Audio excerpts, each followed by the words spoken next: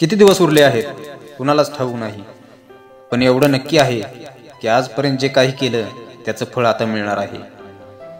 वर्षभरात काय केलं, किती वेळ वाया गेला, कोणती चूक झाली, हे सगळं आपणच जाणतो.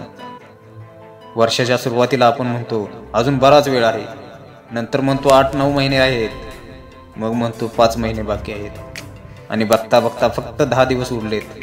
शेवटी म्हणतो एकच दिवस राहिला. आणि हाच तो चक्रव्यूह आहे ज्यामध्ये आपण सगळे अडकतो. आता भूतकाळावर बोलण्यात काही अर्थ नाही, पण अजून वेळ आहे, तर त्या उरलेल्या दिवसांमध्ये पूर्ण 100% द्या. मी एक गोष्ट अनुभवली आहे. जर 10 दिवस अभ्यासासाठी उरले आणि त्या 10 दिवसात तुम्ही पूर्ण एकाग्रतेने काम केलं तर चमत्कार घडू शकतो.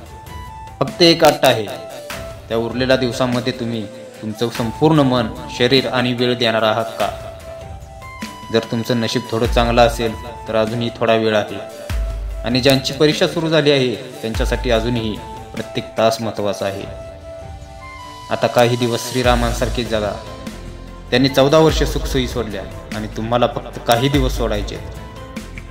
थोडे दिवस मोबाईल, गप्पा, सोशल मीडिया, जंक फूड सगळं विसरा. 1 तास कमी झोपा, पण मनापासून अभ्यास करा.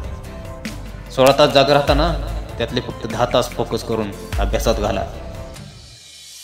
10 तास रोज दिले म्हणजे तुमचं भविष्य तुम्ही स्वतः लिहिलं आहे.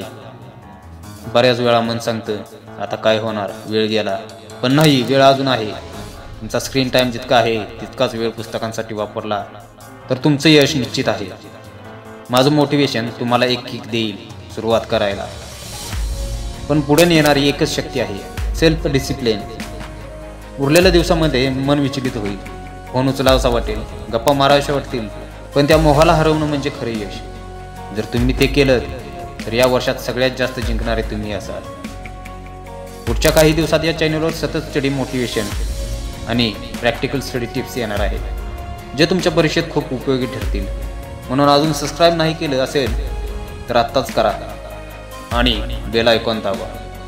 पुढच्या व्हिडिओत भेटूया. तोपर्यंत जय हिंद, जय महाराष्ट्र.